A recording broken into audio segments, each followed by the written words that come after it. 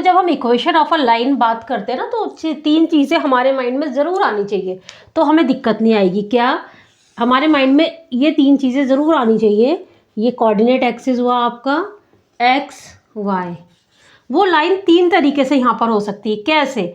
या तो x axis के पैरेलल हो या वाई एक्सिस के पैरेलल हो। अगर एक्स एक्सिस के पैरेलल है, ये वाली लाइन है, ठीक है, तो वो एक्स एक्सिस को कभी मिलेगी नहीं। अगर वाई एक्सिस के पैरेलल, सपोज हम सिर्फ इस लाइन की बात कर रहे हैं, ठीक है, तो ये कभी वाई एक्सिस को नहीं मिलेगी, ये वाली लाइन, ठीक है। और तीसरा केस कौन सा हो सकता है? दोनों के ही पैरेलल ना हो, ठीक है, तो दोनों को कहीं ना कहीं मिलेगी। सबसे पहले ये तीनों बातें हमारे दिमाग में आनी चाहिए, ठीक है। अब इक्वेशन देख के कैसे पता चलेगा कि एक्स एक्सिस के पैरेलल है या नहीं है? ये है लाइन, इसको ले लेते हैं लाइन 1, लाइन 2। जब लाइन की बात करते हैं तो हम पूरी बात करें, यहाँ पे भी 2 लिख सकते हैं हम, यहाँ पे भी 1 लिख सकते हैं, तो हम बहुत आगे तक की बात कर रहे हैं, ठीक है। और थर्ड लाइन हो सकता है, कैसे भी जा सकते हैं, बट यह है कि दोनों को काटते हुए जाएगी, ठीक है। थर्ड लाइन आपकी ये हो सकती है। तो ये चीज़ें सबसे पहले हमारे दिमाग में आनी चाहिए, ठीक है। लाइन इस टाइप से कोई सी भी हो सकती है। अब पहचान कैसे करेंगे? वैसे मैं इसके ऊपर पहले भी एक वीडियो बना चुकी हूँ, मैं आपको फिर से शॉर्टकट में बता देती हूँ। पहचान कैसे होगी कि किसी के पैरेलल है? अगर लाइन किसी एक्सिस के पैरेलल है तो देखो उसमें एक वेरिएबल मिसिंग होता है, कि ये हमारा ओरिजिन है 0 0, ठीक है।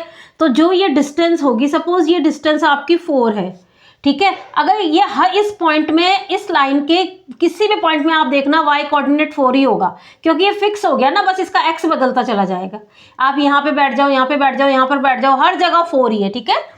तो इस लाइन की एक बात ये पता चल गई कि y = 4। इस लाइन की इक्वेशन ऐसे आएगी, ठीक है। अगर x एक्सिस के पैरेलल है तो उसमें x कोऑर्डिनेट, उसमें सॉरी x वेरिएबल मिसिंग होगा, नहीं होगा। और अगर y एक्सिस के पैरेलल है, y एक्सिस के पैरेलल हुआ तो देखो अभी इसके किसी भी पॉइंट पे x फिक्स हो गया। ये जितना होगा, ये सपोज ये हमारा है 3 ले लेते हैं, इसके किसी भी पॉइंट में देखना आप, अब x तो सब जगह के लिए फिक्स हो गया, ठीक है। तो अगर y एक्सिस के पैरेलल है तो इसका x कोऑर्डिनेट फिक्स हो गया, तो इस लाइन की इक्वेशन हो जाएगी x = 3।